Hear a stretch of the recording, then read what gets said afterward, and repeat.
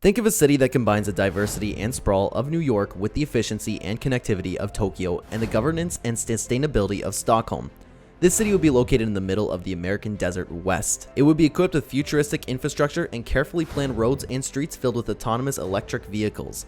It's outlandishly expensive concept to build a futuristic metropolis that would rival Saudi Arabia's line in size and scope. Telosa, the American dream city of the future, is what we'll be looking at today. Before we begin, please like the video, subscribe to the channel, and hit that bell icon to stay notified of future uploads. Now, without further ado, let us get right into it. Billionaire and former Walmart president Mark Lohr helped outline a plan for a $400 billion metropolis tabbed the New City in America to be built in the desert if properly funded. Lohr's mission statement for the city of Telosa is to create a more equitable and sustainable future that can become a blueprint for future generations. That's backed by a 150,000 acre design proposal with an eco-friendly architecture, sustainable energy production, and a drought-resistant water system. Project Brief. Telosa is an urban renewal project that aims to not be just the metropolis of the future, but also a woolly novel social experiment. These proposed megacities, like Saudi Arabia's Neom, are a reaction to new global challenges, including population growth, environmental degradation, and climate change. These future cities are working to reimagine the concept of urban development from the ground up, with the goal of creating new cities that are sustainable, resilient, inclusive, and egalitarian for all of their citizens.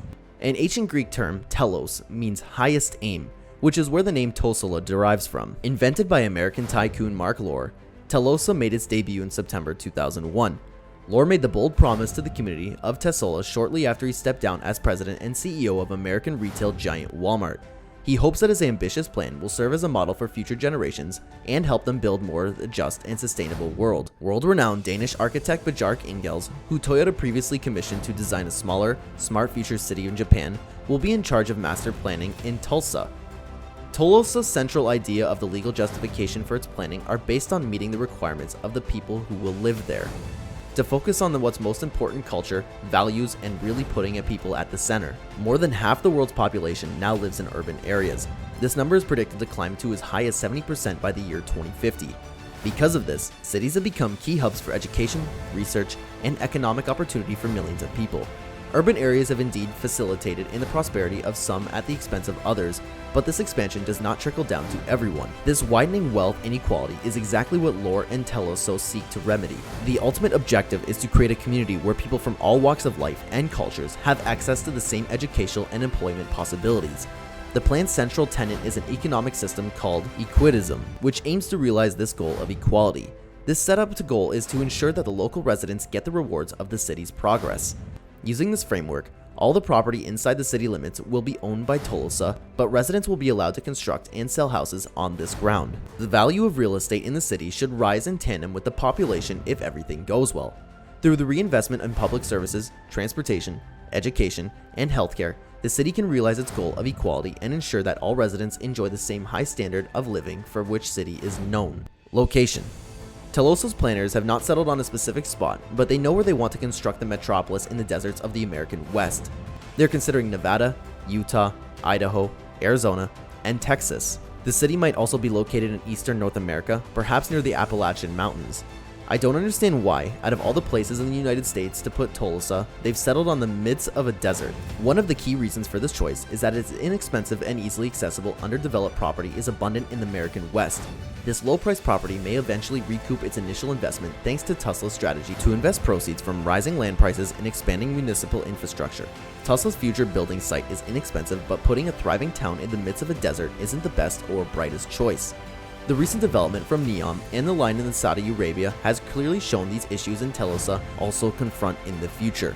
The building of Neom, which is supposed to be partly finished by 2020, is expanded upon in 2025, is already behind schedule.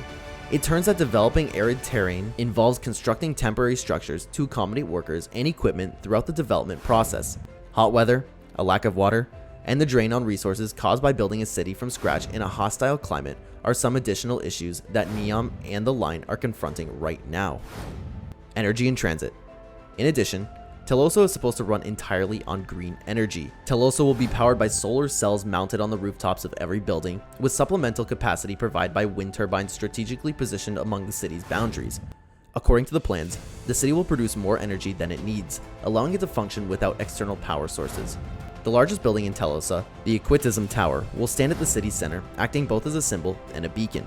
The tower will have a lookout platform, a water storage facility, and aeroponic fields that will provide the city with locally grown vegetables. Telosa's urban planning and transportation network ensures that all of the city's most important workplaces, schools, parks, stores, and restaurants are within a 15-minute drive of every citizen at all times. Telosa will employ a combination of well-designed transit systems and autonomous electric cars, in contrast to the line, which will be wholly pedestrian-centric with a concentration on mass transportation. The city will implement the urban planning idea of superblock, which is the busiest thoroughfares are located on the outside of a block, and the interior streets are reserved for slower moving vehicles like bicycles and electric vehicles. This serves two purposes. First, it facilitates movement between blocks, and second, it places residential areas in a safe distance from busy thoroughfares, which they're less likely to be disturbed by traffic and pedestrians. Construction. Telosa's construction will occur in two stages, the first which is targeted for a 2030 completion.